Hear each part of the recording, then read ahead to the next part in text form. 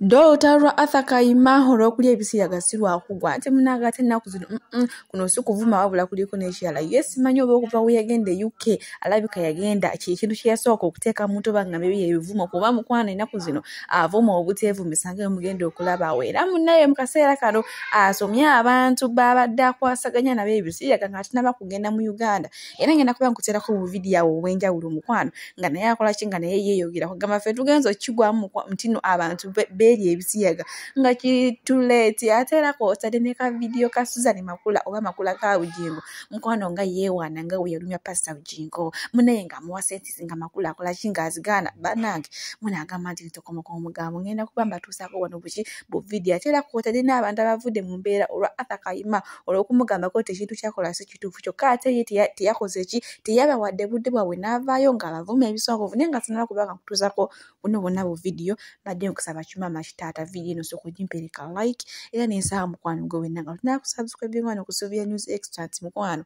subscribe nga era onyigene mu notification bell oleme kusubanga buli kimu kyonna kyemba ntekayo obutereevu kankolekezewo Auther Kayima mukwano kuno kwe kuba kusimuka mpisa kyakandoza bakwata oba gamba bakwasa kiki yekiyinza okusimula ennyo kuba ye Auther Kayima siyo oli munnange eyali emabega uli nga tanabagenda mu UK okuba yagenda UK yempisa nga menti zasimuka ne simwagambe wetulya ebisiyaga yes bwetubirya ne bwe munaapama obugatto bwa pinki oba obwa bbulu oyo ye agwenjagala asigalewo owakubiri Priscilla Kalibala gwenjagala yekka asigaleko owokusatu Sarah Joy okuva mu USA ate njagala kubulira gwe Sarah Joy esawa yo nina nkusalako mwana wa mama oyo owakuna Juli Mutesasira pozi mwagambe wetulya ebisiyaga yes bwetubirya owakuna owakutaano Mutima 5 star Mutima onansonyiwa twafuna embiranye mu kusooka okitegeera naye omanyi mubeeramu abantu nga balowooza nti nno ye okujja mu bulamu obwo olina kuleeta chaos oba olina creatinga nsasagge naye ate mwe yatuuka n'alabira ddala nti nze omutima gwange ate bwe gutyo si gwe guli I invite each and every person n'abatagwana namwe bwe ne baleeta mu bulamu bwange naye nagenda okukizuula nga ye just anoonya his way to me so oyo bantu aba mbabamenyedde abasigadde mwenna mufuuse obutama bubalinga obutako bwa ddole muddeyo gye mwava aba benjagala ku peegi yange eno eyabwaguuga nkiddamu aba benjagala abasigadde mwenna mukwate following eyo gye mulowooza nti nno following gye mwampa mbuye emmere kwendya kwe kuli obuliri kwensula kwe kuli bikoze bitya ndabye bwe naasula enjala ndabye bwe naabulwa a roof over my head wano mu England mulinga bbi mutambule mugende tulabe kale bwe naafa mumanyiira nnyo bannayuganda mulina akamanyiro k'amaanyi nnyo okitegeera all this time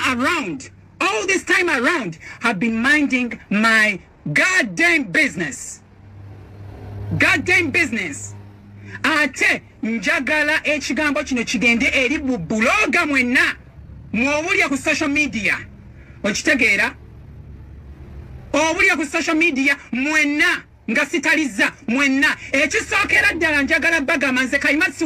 siwuzuuma nga bwe muwuzuuma siwumpuguma kyekisookera ddala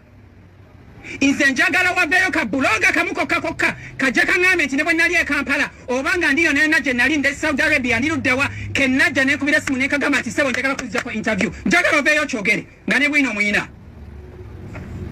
mwe mujja mumpamira mungaziza amatafali mugakombakombamu era munnange tubadde tukusaba munnange ojje tukujjako interview because nali mbanonyezaako nze Kayima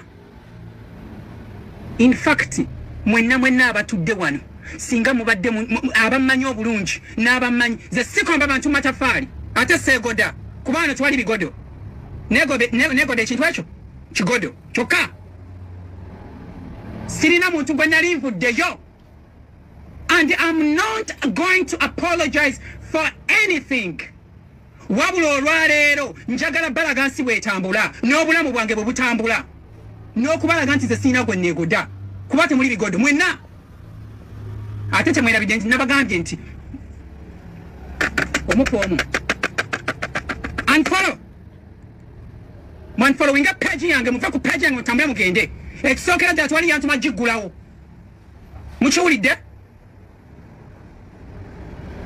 ati munaanula ennaanu ku mannyo mugenda munjasamira mbwera tugenda kujjako following Kayima nemo kugenda mutoyo okupama olwokubanga akafollowing mukatu tambuza video ene tuka ku musiyazi Kayima ndabye kavayo kasimba amannyo kajja kavuma buli muntu katuke n'okubaliisa empitambi olw'okuba kasiyazi oloza gwe soso okusiyaga mu ggwanga buza abasiyazi banno waje bali ne kavayo ne kakangaza bwe kati kasimba embazi kalinga ezente nako kali wano kavuma abantu olina kiggwe kajira obugulu bukalinga obwana mu njoloba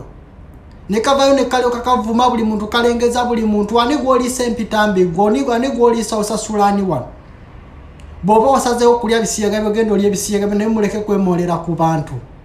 oloza gwosinga okwogera wano omuntu yenna agenda okuvayo okutandika okuvuma buli muntu wantu tugenda kukwambalira direct muliro ku muliro n'okalaba kasimba amannyo bwe gati kalinga ndege katasenya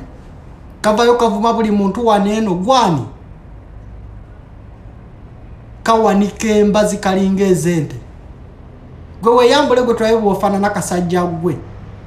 obubina obwo osobola n'okubwambulira omuntu gwe nga bw'ofaanana gwe omuntu yenna alowooza nti oli wa kitalo nnyo ng'ogenda kuvuma buli muntu waneeno naffe tugenda kukuvuma kagira akatwe yo ofaanana otya gwe kasajja gwe tukuma ebizigo wiiki emu tulabe bona ab'otunula gwe kavuddeyo kasimba amannyo bwe katimbu simanya mugende muli singa buli muntu ategeera singa wani followings eddaka n'akasajja because ebintu byekwogera n'abaana bamwe bebagenda okuwulira generation kijja agenda okusiga mu information kijja agenda okusiga mu baana omusiru oyo nga bwafaanana kavayo kasimba amannyo kagiremba kona kasongozo makalinga kagamba senchiyo embweyo. Don't forget to subscribe on my YouTube channel Sulaiman Mr. Update. Auther Kayima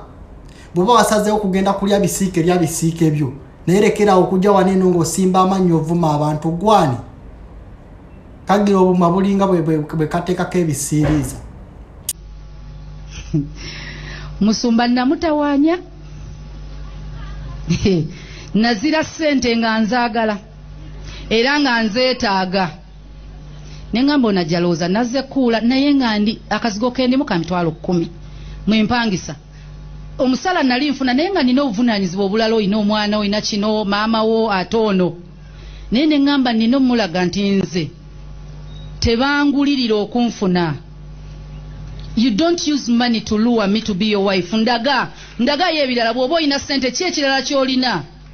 ekinansikiriza okusigala nawe sente ndebwe ziba zigenze. Ne waliwo omukazi nga mu nju mwoli bujangu obeeramu busiruwo bwe busudde omwami mu Katonda mu nsimbi zeeyongera kendera bukyanga akuwasa abantu bagamba naye omusajja yabaki oba mukazi we w'ekisiraani si wa kisiraani musiru naye tolekerawo okukola olunaku lumu olikikwata olunaku lumu olikinyweza olunaku lumu olituuka ku kirubiri lwakyo zikubire waggulu mu linnya erya Yesu ngambira nemba nti mu nnaku mulimu olunaku